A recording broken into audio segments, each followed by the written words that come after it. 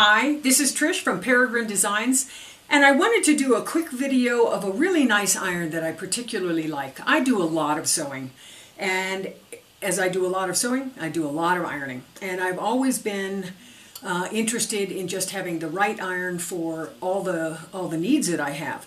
And so I found this Rowenta. This is the 8520. This is the Rowenta Perfect Steam iron. And I found it obviously on Amazon, but I'm sure that there are other places that you can get it as well. I'm not sure the price, when you look at the video, I don't know how the prices change. A wonderful iron, and I wanted to give you a tutorial on the pluses and minuses about the iron, and so I hope you enjoy it. I really enjoy working with this iron, and I find that she does exactly what I need her to do. Okay, what we're going to talk about today is I'm going to do a review of the Rowenta. This is the 8520. This is the Rowenta Perfect Steam iron. I bought this, probably almost 2 years ago, and I've been very, very pleased with the iron, and I wanted to do a review of it for people who might be interested in purchasing. The Rowenta, the nice piece about this iron, it is an iron that will go ahead and hold about four or five cups of water, and you can fill it on the fly. That is a really nice difference from the iron of old. It also has 400 hole plates here that gives you a really nice burst of steam, and I've been very pleased with how it works. And I wanted to go through some of the pieces and parts that you may find applicable to your sewing needs. Let's start with a couple little pieces. The iron has the capacity, certainly the instructions tell you don't use distilled water. The iron is more designed for regular tap water. I think that if you have tap water that has a lot of mineral in it, you can kind of 50-50 mineral, your tap water and distilled. But generally the instructions of the iron are don't use straight distilled water. I think their concept is the iron will spit. And I don't have a big issue with that if my iron spits a little bit. I do have a big issue with that if my iron spits and I'm on a silk product and I'll get a water spot. And that is unfortunate. So that is one of the things that you need to decide. It's got the 400 holes gives you a great ability to get into all the corners and crevices of when you're sewing, and it has quite a bit of steam throughout the entire base. I've got it turned off right now because I wanted to show you another product that I bought. I bought this through Amazon. This is the Iron Shoe Guard Non-Stick Sole Plate for the Rowenta 400 hole iron, and it's a sole plate, and it's sold separately, and I bought it on Amazon, but it is a great sole plate. And the reason why, when you do a lot of sewing, your iron will really catch a lot of fusible. If you do a lot of regular garment sewing, your iron will catch a lot of fusible, and it'll get a lot of gunk on that on your sole plate. That really ruins it, because if you try to clean that sole plate off and you use a product and kind of try to clean that off, frequently a product will gum up those holes, and then you'll compromise the ability to steam. So I don't like that at all, and I wanted something so that I would protect the sole plate, and the sole plate would be very protected, and hence the Rowenta Sole Plate Guard. And I was really pleased about this. This is a non-stick product. It goes on very simply. It is designed for the Rowenta 400 hole. It just goes on very simply, and you pull it down and it locks on. What does this mean? This means that the sole plate, is the one that takes the brunt of all of your fusible and your glues and your interfacings that you've made a mess. This takes the brunt of it. So you pop this off and you clean this, but your sole plate remains beautiful. The second thing that this does, as I find, is that it gives probably a very small amount of distance between the sole plate and the actual iron itself. What does that mean? That means that this does get hot. I mean, this gets very, very hot, but not to the point where it will scorch. Let's say you're working with a gabardine. Gabardine is a great fabric. It really shines up crisp. It becomes a really pretty pant, really pretty for a lot of your needs. But if you come at gabardine with a really hot iron, you're going to ostensibly you're going to melt that gabardine, and you're going to get a shine on that gabardine, and you will never get that shine off. That shine will stay forever. This sole plate, what I find, is very, very helpful because it almost acts, it just doesn't get so hot. So I can go with gabardine with this sole plate on, even at a full cotton setting, and I've never had a problem where I've shined. So I really like that. It has to have a little bit of insulative value, only because I think the distance between the sole plate and the actual iron sole plate is just small enough where I get the heat, but I really kind of offset the burn. The iron also has a lot of other features that I like. I like an iron that stays on 24 hours a day if I want it to stay on 24 hours a day. I am not amused with an iron that has an 8-minute or 10-minute shut-off. I sew all day long. I sew hours and hours and hours, and I do not want my iron to shut off. That just makes me crazy. So I want an iron to stay on, and this does. And so this one, you have to turn her off when you're done ironing. It also has what's called a calc thing. If you're using tap water, you will get you can get a buildup, and there is an element in here that kind of catches that calcification. And so this pulls off. The iron has to be cool to do this. You can't do it while she's under pressure and she's hot. But what this does is this just pulls off. This is the calc away system. And so what ends up happening is this opens up, and she will open up, and you open her for a long time. She's got quite the... Okay, baby, come on. And she does leak a little bit, well, only because I'm doing it here. I would normally do this somewhere else. But this is the calc away system, and it's kind of like a weird spoon. What you do is when the iron indicates and says, hey, I've got calcification, there's a light that will go on in the back. I take this out when the iron is cool, and I'll go ahead and gently scrub this down, and I'll reinsert it into the base of my machine. And then the machine tells you when it's got a calc issue. She'll go ahead and tell you, you put that back on, and she will, the back of the machine, she will tell you right here, this little button right here. I know you can't see it very well, but there are 3 buttons right here. One is the calc, one is you've got water, and one is the steam is on. So the calc button goes off. It has a little red light, and it says, hey, you got a calc problem. Go ahead and take this, go ahead and decalcify. And then when you're done and you've reinserted it, you just press that button. You press the reset button, and it... it times back that, so the thing doesn't blink. So that works out real well. You also have what's called an economy mode, an eco mode. This is really nice because she will steam like a crazy woman if you don't have it on economy mode or eco mode or whatever they call it. She will really put out the steam. You'll go through a lot of water, but she will really steam hard. And so what I find is that for most of my sewing, or most of my ironing, I don't need that concentrated steam. It's wonderful when you need it, but I usually I don't need that much.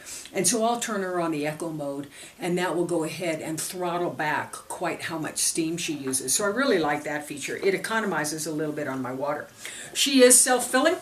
And so when she's on, you just gently open this up, and you can fill her up, and there's an indicator in here that says, hey, she's full, and go ahead and fold her down.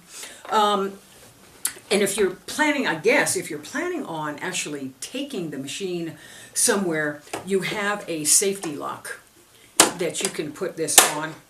I don't know if she'll work with she won't work with the sole plate on, but she does have a safety lock where it keeps the top of the iron from flipping off. And so I've never necessarily engaged it. I don't need to, but it is a feature. I guess if you wanted to move your iron, I guess you could move it like that.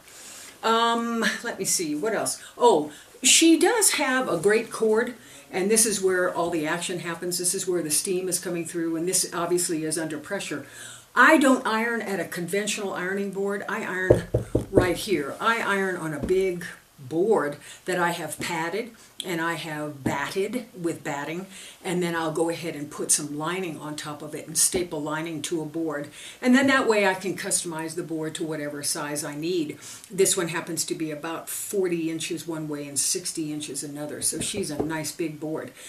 But because I iron on a board and an ironing island, I found that with my last Rowenta that I had, over the course of time, she will you know, this is rubbing against the side of my my ironing station, my island here, and she'll rub. And so what I ended up doing, and this is just very cut buddy, but it works for me, is I had some fabric with some foam, and I just wrapped the area here that I thought would get most of the action, so that the fabric foam combination takes all of the wear and tear of my cording, and my cording remains pristine. How did I apply it? I just did a very gentle whip stitch only through the fabric, certainly not through the cord. If you compromise that cord and you put a needle through that cord, honey, I can't help you. That you've got yourself a major problem. And so I just gently did some whip stitching. How else could you do it? Just wrap tape around it, however you want to do it, but I did protect it. If you use a regular ironing board, I don't think you need to do this, but because I really have an ironing station, I've pretty well frayed this one up, and I probably need to insert, or wrap it again with some fresh. Let me see, what else have I told you? I think I've told you all of the really good stuff, and I will be back in just a couple minutes. She doesn't take long to warm up. She runs on, this is a 110 operation. Some people overseas are wondering whether or not she would work overseas. Not well. You would have to have a pretty good transformer to go ahead and apply her to an overseas at a 220 volt system. But for 110, obviously I bought her in the States, so she is designed to work on U.S. stateside currency, or current. She has, everything from cotton all the way down. So she has the whole 9 yards, and she's the only thing, and I'll show you when I fire her up and get her started. She takes just a couple minutes to get warm. She just takes about 2-3 minutes. When I fire her up, the only drawback is when the water in the reservoir here, in the external reservoir, in this reservoir here, goes into the pressure chamber, it sounds like a machine gun. And it's loud, and it's a bit off-putting. When I first got her, I said, good Lord, really? But that's what happens. She has to go into that pressure chamber, and as a result of going into that pressure chamber, she makes a noise that is a bit off-putting. I'm used to it, so it doesn't bother me. But it will be a bit of, like, wow, I've got a machine gun going on in my sewing room.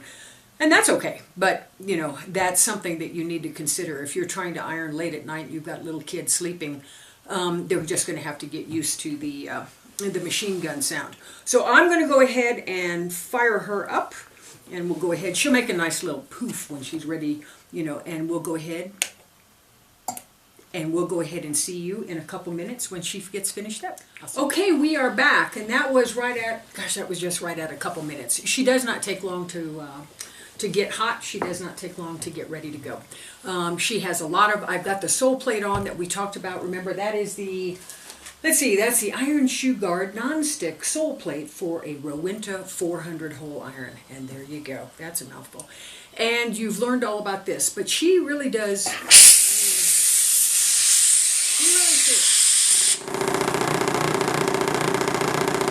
and that's the machine gun. You have to love it.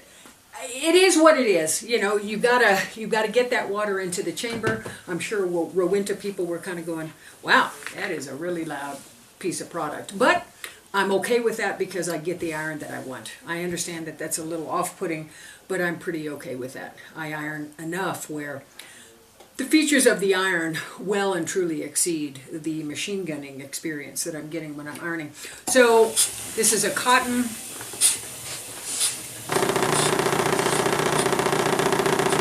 And just when she's just putting it through the system, she is putting it through. I have her on econo mode or echo mode, and I find that that's plenty of steam for me. That's a nice, if I had her on regular mode, and that's a nice iron and everything. That just gives me, there is just not a lot she can't iron. If I could hold the cat down, I could iron the cat, but I would never do that. So she is a nice product, and I find that she gives me exactly what I want her to give me. Let me see, if I took her off econo mode, let's see, econo mode looks like this. If I took her off econo mode, let me see what that looks like. I'm not feeling the love on either.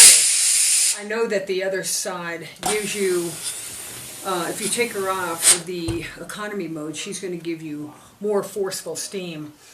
I have just found that that mode works real well. It economizes a little bit on the water usage, and it does exactly what I need it to do for 99% of my ironing, because I do use steam quite a bit. And I like the idea that she steams in all directions, and she'll steam down, she'll steam up, and she'll... Okay, she sounds a little bit like a motorboat, but I can accept that. I hope you found the video informative. I hope that you got an idea of whether or not you like this. This is an iron that you buy, you know, people are like, you bought an iron? I mean, she's several $100s. And people say, wow, you bought an iron for several $100s? If you iron as much as I do, or any good quilter, any good sewist, anybody who irons a lot, this is a pleasure to deal with. I do not like ironing with a cheap iron, because then I have to replace the iron because it just eventually fails. And I do need that kind of steam release. So I'm very pleased with the iron, and I hope that you found this video entertaining, or at least helpful. And I hope that this was at least gives you some perspective about a good iron. Okay, thanks so much. I'm Trish, and this is Peregrine Designs. Thank you so much.